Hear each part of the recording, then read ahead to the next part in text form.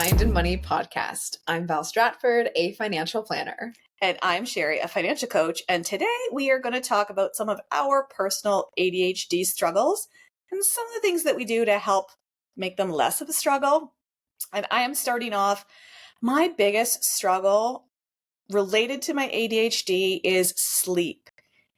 It takes me 45 minutes usually to actually get to sleep. Once I'm asleep, I'm fine. It's that getting to sleep.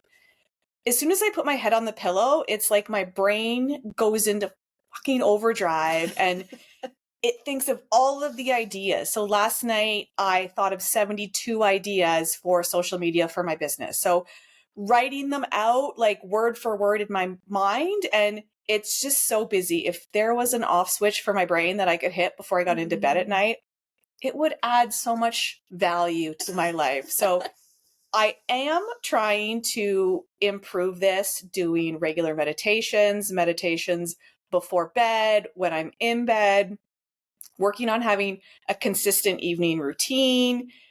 I'm working on it. I haven't seen significant improvements yet, but I'm not giving up. If I could get to sleep in 15 or 20 minutes, that would be amazing and would add so much more restful sleep to my life. So it's a challenge when our brains just never shut off, and being able to find those things that help calm us. I've never been somebody who felt I could meditate successfully the right way, but just learning to do it regardless of how it feels and it not being perfect, and just staying consistent with it. And it gets a little bit easier. But if anybody has any secret ADHD tips to shut off my brain, I would love to hear them. And I wonder, for myself, I don't have that falling asleep issue typically, but I have convinced myself that I love sleep, and that's a mantra that I sometimes say, and probably some days to my disadvantage, because I don't jump out of bed in the morning. I love what I do, but I don't jump out of bed in the morning. I'm a snoozer. I've listened to Mel Robbins, and she has given me the science that tells me why that's not good. And sometimes that helps me, is like having the science behind it. But when it comes to that sleep aspect, if there's pieces that you use, and I know Sherry has been doing things like, you had a meditation pillow or a speaker under your pillow. I know, like, I can't sleep unless the room is dark. I don't know if that's an ADHD thing or just I wear my eye patches that my friends like to make fun of me for. Yes. Like, what about white noise machine? No. Okay. Maybe something to try. Yeah. One of my struggles that I have, that's kind of an overarching title, if you will, is time management struggles and efficiency. So for me, that looks like being on time for things. And sometimes that comes from meetings running over, but also that comes from time management. I'm talking too much with one client, and then it bleeds into the next client's meeting. Thinking I can get more done before I leave the house than I actually can, because I do well under pressure. So if there's that timeline to leave the house, I'm like, I can get this and this and this done. And my spouse is great at being like, what are you doing today? What are you doing tonight? And I'll say my list, and he's like, okay, so which ones are you actually going to get done? Which pisses me off a little bit at first, because I'm like, fuck you. But it is a valid point of, I have all these things that I want to get done, and then what do I truly have the time for? And some things that have worked for me is talking to myself in my head when I'm doing something. Like, let's say I'm doing the dishes, and then I think about, I should start a load of laundry while I'm doing this. I have to kind of talk to myself like a child and be like, nope, you're staying here until you're done. Or if you're doing a room at a time, stay in that room until you are done. Setting timers has been great for me. Really working on like staying focused on things. Setting timers of when I need to leave the house has been huge, and mapping things backwards. So let's say the client's house is half an hour away, mapping that backwards, giving myself buffer time, because I know I will inevitably try to wash the chicken eggs, feed the dogs, and do something else before trying to go. And that's interesting that you said that your partner will challenge you to be like, no, Val, my dear, you cannot get all of those things done. And they might not know this, or maybe they're doing it intentionally, but them saying that is encouraging you to get more done. But that fuck you, I can. Yes, I can. And I will. Yes. And like, you said I couldn't do it? Yeah, like fucking watch me. And Yes. this is interesting because my husband like I purchased a Peloton at the end of December, and he said, "Oh, how long before that's just collecting dust?" And that was a hell of a motivator. And we're now 3 months past that, and I have been consistent as fuck on that thing because it's like, yeah, watch me. It adds a little fuel to the fire when someone kind of calls you out on that. And sometimes it does piss me off. Like if I'm doing a bit of like a rage clean or just like in my own world cleaning and it doesn't make sense to him because I just moved something and put it somewhere over here. Now I have to move it to wipe over there, let's say.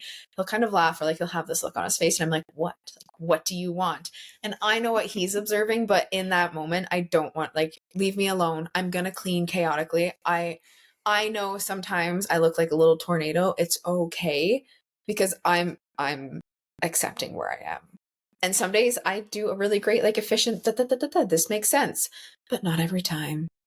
And I think that's the hyper focus rage. If I'm doing something and I get interrupted, regardless of how valid that interruption is, or maybe it's an interruption I needed, it pretty quickly switches to, like, what the fuck do you want? Like, what do you want? I'm doing this. Yes. It may not look like I'm working because I'm sitting on my laptop, or even worse, I'm just like head down on my phone.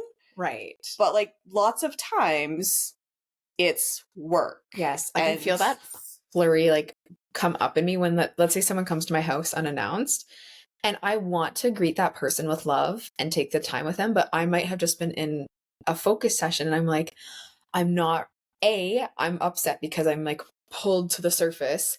And then I'm upset with how I reacted to them being there because I'm like, oh, that was someone that I want to see and I want to spend more time with. But I just had this like not ideal reaction, whether they see it or not. I can feel it. It's how I feel about that situation. So having time management, that's where we were. Coming back to time management and being efficient. I am a list person. I like to block out my days. I like to look at my day the night before and know what's going on. And I still inevitably end up sometimes running late. We're not perfect. We're trying though. And I think, well, my husband would say that I am late. I'm just late to him because his version of on time is early, but I'm right on time. If he says he wants to leave the house at 11, you're ready for 11. I'm coming down the stairs at 11:59 and I'm ready when he says. And 10:59, but yeah. Oh yeah. Whoops, sorry. So also time conversions and time zones don't work for my brain. But that's just a side note distraction. Yeah. But yeah, being able to find systems that work, like if I need to be somewhere, if I have a fixed appointment, it goes into my Google Calendar. My Google Calendar pushes it out to my Apple Watch so I can see at a glance what I have coming up, what's next, what time it is. And I will schedule things if I need to go to them. If it's an appointment at noon and it takes me 15 minutes to get there, I schedule it in my Google Calendar to alert me like 10 minutes before I need to leave the house. And I think I'm pretty good at being on time for things, but I think that's just anxiety that I could use a little bit of that. I worry about pissing other people off than thinking I don't value their time. So that crosses my mind too. Yep. I'm like, I hope that they don't feel that way because that's not at all what it is. But sometimes we're just a little messy. Yes. And sometimes people love us and sometimes people want to punch us in the face. Mm-hmm. And going back to that, when you had said when your mind's racing at night, you had 72 ideas for your social media, idea overwhelm is something that I think we both face. All the time. And it's a blessing and a curse. Like the creativity that comes along with ADHD is great, but having 50 ideas when we can only implement 2 of them can lead us to not getting anything done, not getting any of them implemented, and not knowing how to like select which one is the best. And like that number of ideas is sometimes a good problem to have, but when it comes to implementation, it's definitely overwhelming. And I don't have an easy solution for this. And part of that overwhelm can then personally lead you to almost make no choice because you're paralyzed by there's so many and I can't do them all. So if I can't do them all, I'm not going to do any of them. Might as well just not do anything and watch Netflix. So here's my recommendation for you. I'm trying some of these things. I've tried lots of things, but being able to take some time and write down your thoughts. I'm journaling regularly every morning, and that helps me to quiet my brain a little bit and figure out what's next.